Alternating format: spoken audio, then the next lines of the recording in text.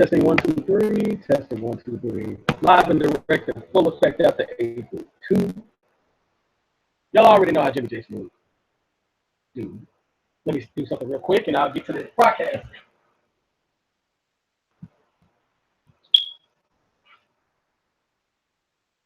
Now, there we go. Well, anyway, I just wanted to do a real quick video. The NBA Competition Committee lays out the rest guidelines. NBA Commissioner Adam Silver said the league's competition committee had a conference call Friday to lay out strongly recommended guidelines to teams that rest players only for home games and that multiple starters do not rest the same night.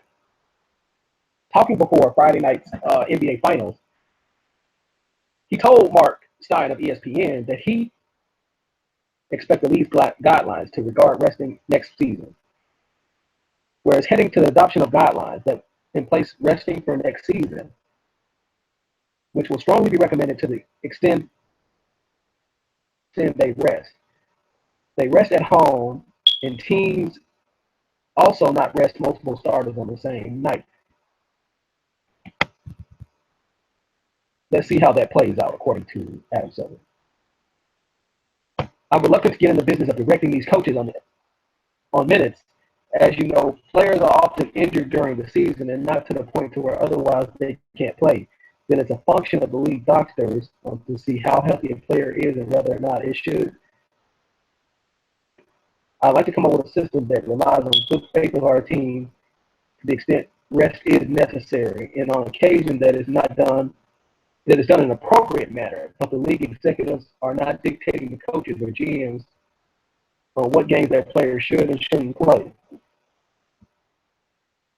Among the topics he addressed on Kevin Durant joining the Warriors, Kevin did nothing wrong. They took advantage of the fact that they had unanticipated cap room. Incidentally, maybe they would have found another way to sign him. Maybe they would have traded other players, maybe not re-sign him. I think it's possible to unscramble the eggs, and it's unfair to the Warriors organization. On parity, there's the larger issue of the development of the players that to focus on. I look at Draymond Green was a four-year college. Stephen Curry was a 3-year player. Klay Thompson was a 3-year college player. I'm not saying the only place to develop is in college, but it's a little different at developing your point of career on the floor. How to spend less time knocking down the best team, but creating more great teams. Now, the guidelines of resting players, I wanted to address that. And the reason why I want to address that is because I think if a player is injured and he's not 100%, then I think it would be wise to rest him sometimes. Even if he's able to play, sometimes resting a player for a game or two is wise. What I have a problem with is people come to spend their money and they expect a competitive game, and then all of a sudden both teams are resting their players. Problem with that. People spend hundreds, in some cases thousands of dollars to go see a competitive game, and all of a sudden, you know, Stephen Curry, the big three, is resting. Somebody else is resting. Okay, get the fuck out of here with that. You know, but I think if a player is injured, or let's say the playoff, it's acceptable. I feel like it's acceptable if, let's say, Golden State clinches the number 1 spot in the playoffs. Okay, I think at some point resting a player is not a bad idea, because you don't want to injure your player. You know, everybody be like, well, they need to play all 82 games. Fuck that. If,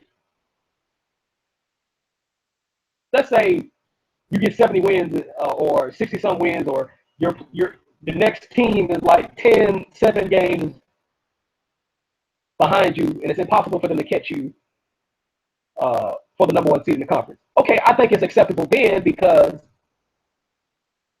you don't want to get your players hurt. You want to have a full roster. and trying to play the last 2 games, last 3, 4, 5 games, that could be risky right there. Kind of like the NFL, if you're pretty much gonna wrap up the number 1 seed, I think is wise. But outside of those exceptions, there needs to be a guideline talking about resting. Especially during when the competition is in the number 1 seed or the playoff race is heating up. Again, it's unfair to the fans who spend their money, make these motherfuckers rich, to get fucked in the ass out of a good basketball game. If I'm going to watch Golden State versus San Antonio, I want everybody from both teams to play their best starters. If I see Cleveland versus Boston, I want everybody from both teams to play, and the best plays the best. Not motherfuckers resting. That is completely wrong, and something should be done about it. Once again, this your boy, live and direct and full effect out the 832. Y'all already know how Jimmy J Smooth do. Peace out.